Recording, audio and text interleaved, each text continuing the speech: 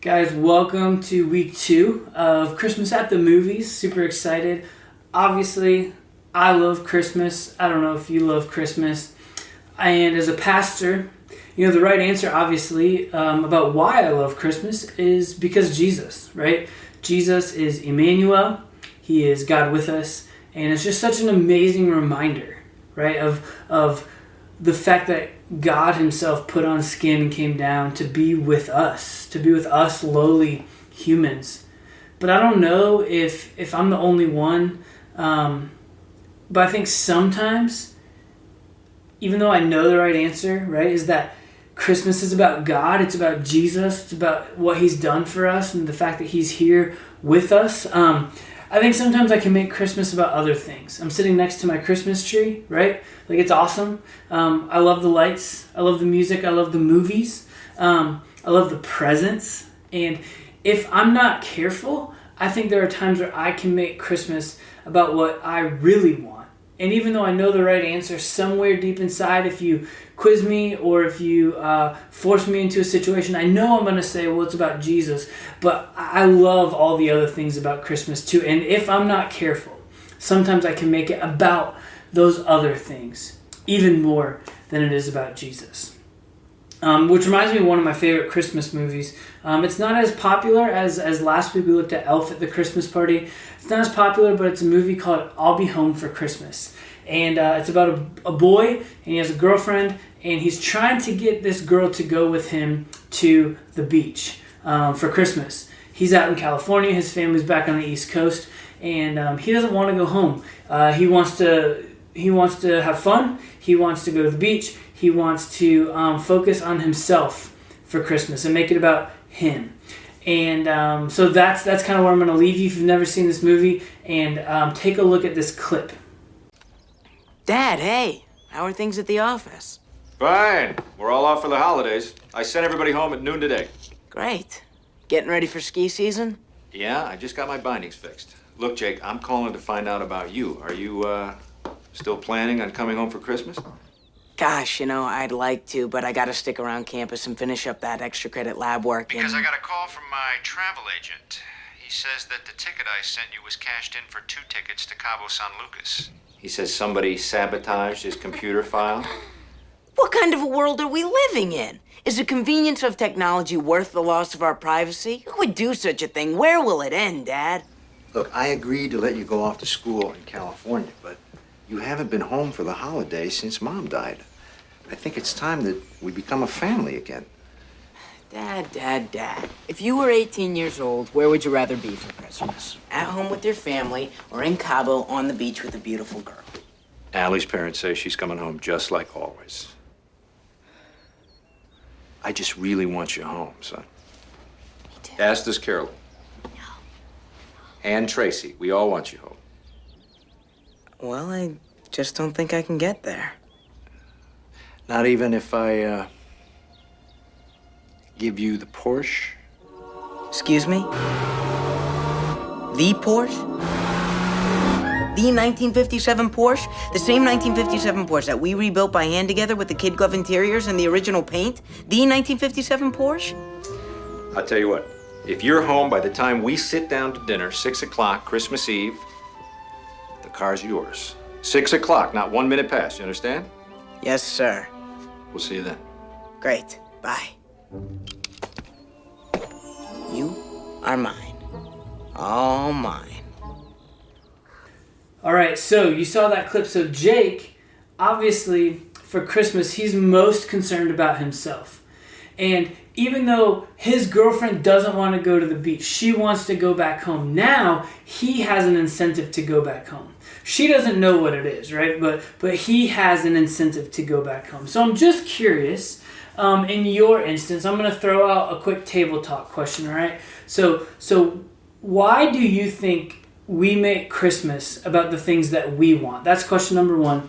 Question number 2 is, what helps remind you about the true meaning of Christmas? So go ahead. I'm going to put a 3-minute timer on the screen and try and tackle those 2 questions. Ready, set, go.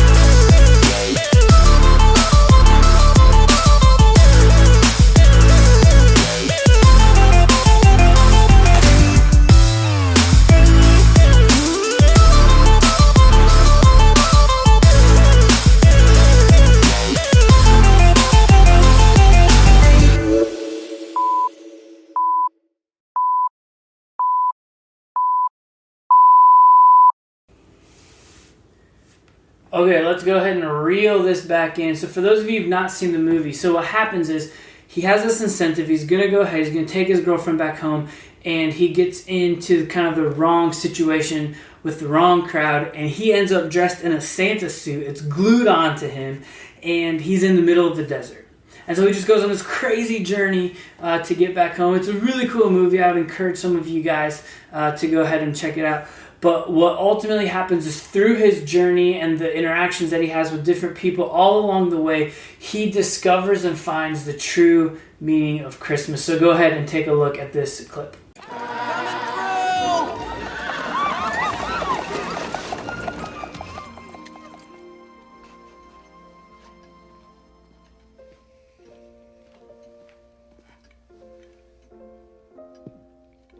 Okay. Let's see.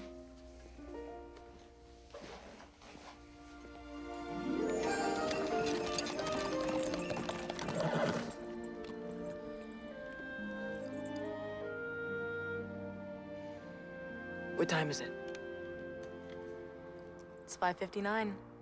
You made it. Yeah, I guess I did. Tell me when it's after 6, okay? What do you mean? Aren't you going in? No, not yet. But I thought... Shh. Just watch. Watch what? My family.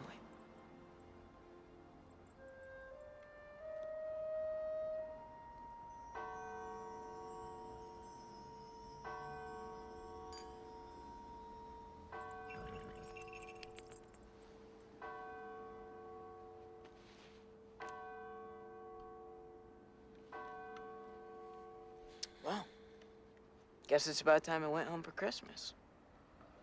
Care to join me? You bet.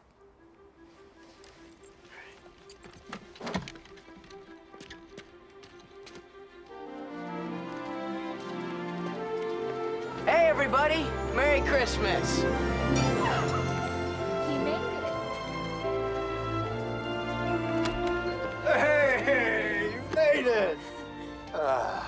glad you're here. Me too.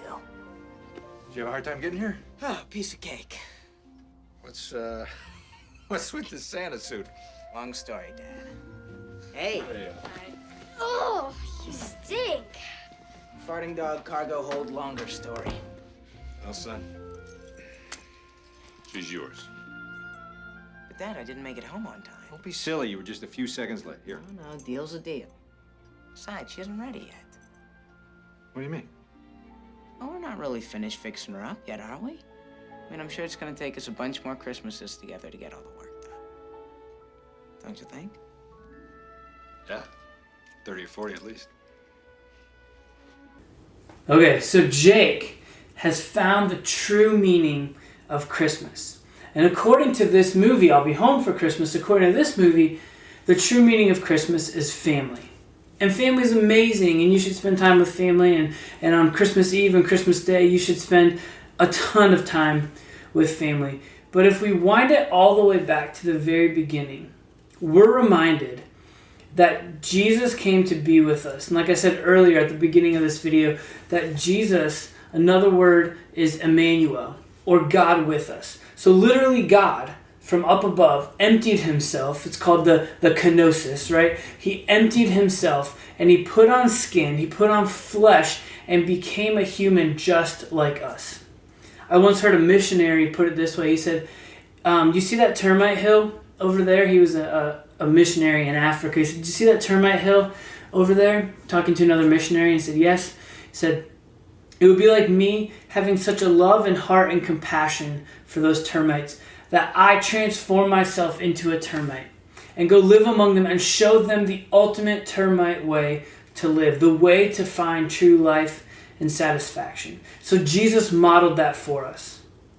And that's the message of Christmas, which is great that he came, and like last week we looked at it, right, that we get to be adopted. We're adopted into the sonship and into the family of God.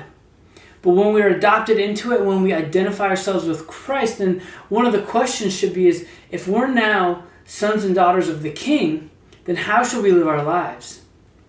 And Jesus gives us this reminder right here. He says in Luke, the Son of Man came to seek and save those which were lost. So he had such an incredible heart to give himself up for us, to become human for us, but he came to seek and save those which were lost. And I think the ultimate message is that if we give our lives towards that end, then we're going to truly find our lives. And that's truly why Jesus came. That was truly his reason for coming. But here's the questions that probably you're asking, or the pushback that you're giving me is, you're like, I don't want to give my life to seek and save those which were lost. My story is when the Lord called me into becoming a pastor or serving him full time, I told him, I said, God, I'll serve you, but I don't want to go live in a hut in Africa. That was the caveat that I gave God. So I think some of you are like, I want to serve God, but I don't really want to give up things in my own life. I don't want to give up the fact that I might not get the presents that I want, or I don't want to give up my comfort. But we're reminded in Matthew chapter 10, verse 39, Jesus says this, if you cling to your life, you will lose it. But if you give up your life for me, you'll find it. The ultimate paradox of following Jesus is that losing yourself and losing your life is where you truly find it. And that's what Jake found out, right? Once he gave up his dream and truly lost his desires, he found ultimate meaning, purpose, and happiness. But we have it one step further. It's not just family. We can find true ultimate meaning, purpose in Christ. And if his purpose was to seek and save those which were lost, who are you seeking and saving that are lost this Christmas season? I'm going to leave you with that and send you off to group to go discuss it. Have a great rest of your time, and we'll see you all next week.